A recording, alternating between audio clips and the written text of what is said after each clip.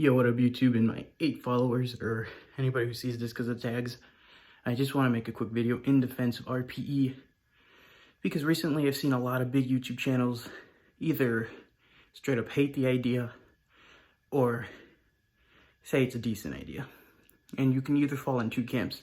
It's horrible or it's good. But more big YouTube channels like Greg Doucette have been saying it's not necessarily the greatest thing to do as a lifter, and I sort of want to talk about it because I use it as a main driving force of my programs and periodization and how to get stronger. Well, first off, the basic facts about RPE. It's called the rate of perceived exertion. So it's basically this one big mental idea that how many reps do I have left in the tank after a set? And this is really subjective, because if you record yourself and you look at the lift, you may be like, oh, that looked really easy. But sometimes it could look easy, but inside, or it felt really hard. So it's up to you to make that judgment call. And maybe it was really tough and you felt like it was the hardest thing you could put out. It's an RPE 10. You can't do that again.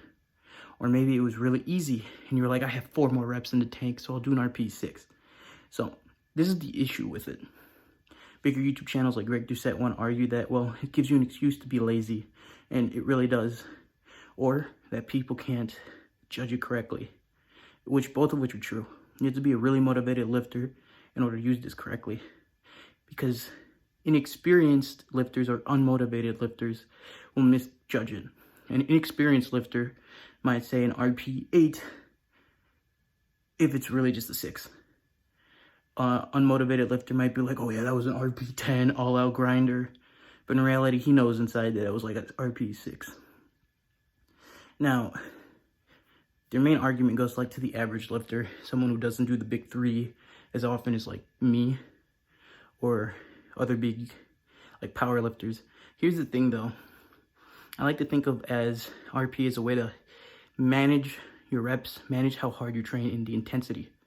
Because the idea that Greg Doucette uses harder than last time, either by more reps or heavier weight or a full-out AMRAP, it's a decent idea. I mean, you're implementing the idea as a progressive overload. Heavier doesn't necessarily mean better, though, because just because you lifted heavier, it might not be good, because the next day you might be fried and you won't be able to get your next workout as correctly. So I like to say RPE is this way of holding your body accountable, in regards to that if you want to make progression, you're smart about it. So let me give you an example. So let's say I want to work on squat. Greg's Doucette of going all out in RPE 10, leave no reps in the tank. I mean, it will work if you're like a novice, because novice gets stimulated anywhere. But the thing is, if you're experienced at the lift, you don't want to do that, because then you won't be able to train for another 3 days on the squat. You're better off doing sets at RPE 8, reps or singles at 8 to judge your 1 rep max for the day, and then do back off work based on that single at 8. Because then that back off work will be at the right intensity. You won't be fried the next day, and maybe you'll be able to hit the next day a pause squat, a hinge squat, SSB squat, so your legs aren't fried, but you get more reps, and it's better for you. I like thinking of it as sore isn't better, harder isn't better.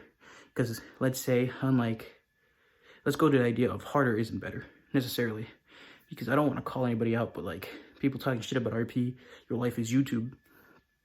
You guys don't do much outside of it. I mean, granted, I'm not a YouTuber. I'm just some dude who does videos because he wants to. But taking your face on a camera, editing a video, most of you have editors, and maybe hearing a few shit talks from commenters isn't a big deal in the world. You literally are paid to work out 24/7 because of the algorithm. You're paid to sleep 10 hours a day, and you're paid to be the best shape you can. So your idea of RPE being useless or not being able to heavier weights every day, eat week in, your week out, is just flawed. Because once you're past that novice progression, adding 5 pounds to the bar every session is just basically impossible. It comes a curb. It's just impossible. And for the people who are like, oh, I sleep 10 hours a day and I have a big YouTube channel and I get paid to do this, well, of course you're going to be able to 10 pounds to the bar. Not everybody can sleep 10 hours a day. Their jobs aren't as easy as yours. Some of us stand for 8 hours a day. Some of us sleep for like 2 hours. Some of us have issues, relationships, work, anything. So that affects your lifts. And yeah, I mean, realistically, during the semester, school's a big factor. I'm stressed 24/7. How do I come in here and add 5 pounds to the bar? It's impossible. Some days when I'm really stressed, there was a good example. I don't upload these videos all the time, but during the semester, I was sleep deprived, freaking horrible. I mean, I was stressed. I mean, semester's close to the finish, finals. My deadlift, man, 365 for one at like 9. But like, it doesn't matter. Give it like a week later, finals are over, and I hit a 440 deadlift. PR of my life, looked like an RPE 9, maybe a 10. But you have to be honest with yourself.